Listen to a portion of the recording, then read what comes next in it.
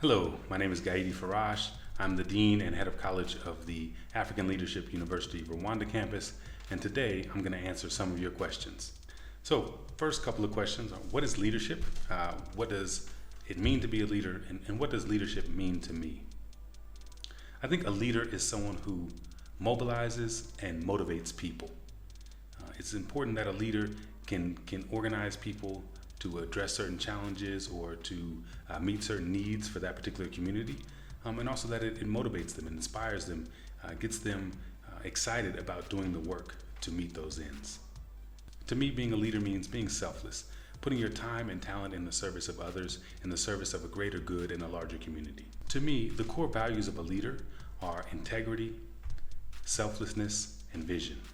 A leader has to have integrity. People have to be able to trust and believe in that particular person in order for them to follow that person, to go along with that person. A leader has to have a vision. They have to have some sense of where they're going, where they're leading people to. And a leader has to have selflessness. A leader has to have a vision of working for other people, not for themselves. Anybody who's out there trying to motivate a group of people to go towards their personal ends is not a leader. That person might be successful in business, might be successful in making a lot of money, but that's because they've organized people to serve their individual needs and not the greater needs of that particular community, and that's not leadership. What influence does my leadership have on ALU students? I'm not sure what influence my leadership has on ALU students. I would hope, though, that at some level it inspires them, it motivates them, it pushes them to be their best selves. At the end of the day, at ALU, when we talk about we're about developing leadership, it's about helping our students reach their full capacity. And sometimes I might be a little bit hard on people. I might joke and make fun with some of the students, but my primary goal and objective is to motivate each and every one of our students to be their best selves. While it's true some people study leadership, I don't think that's necessarily what makes people the best leaders. The reality is a lot of people actually study management, and they become good managers of people or managers of institutions, but not all managers are good leaders. What really makes a good leader is experience, and you have to be tested by difficult situations, tested by circumstances, and that's what really makes good leaders. Anyone can be a leader. It doesn't matter what your background is, your education, your circumstances.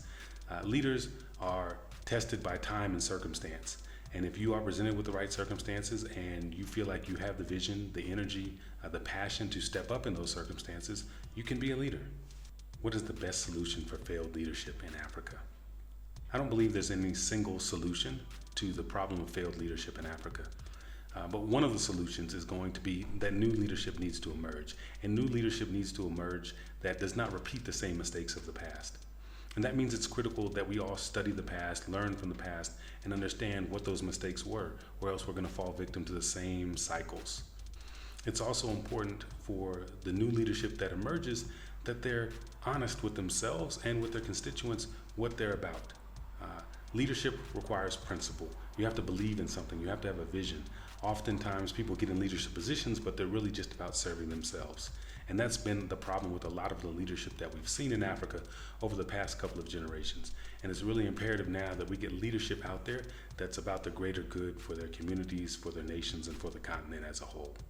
So why are young emerging leaders afraid of mainstream politics?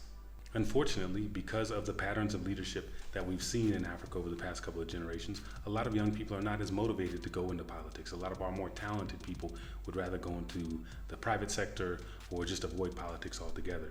But the reality is, being a leader means being brave, being willing to take risks. You can't be afraid of the challenge just because there were poor leaders before you. If you are going to make a difference, make a change, you have to believe in yourself, believe in your leadership, and believe in your vision. How does ALU Rwanda foster leadership within its students?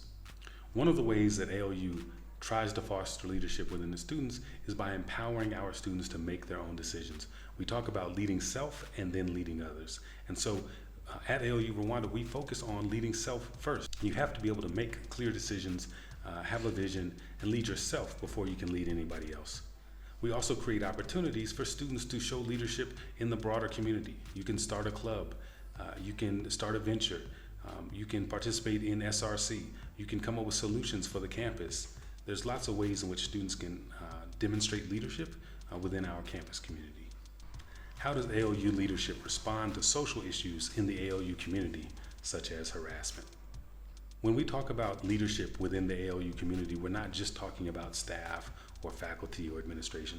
We're talking about the entire community. And the reality is there are some students who are just as important as leaders in our community as our staff are. And it's important that when we see a problem, that everybody gets involved in addressing these problems.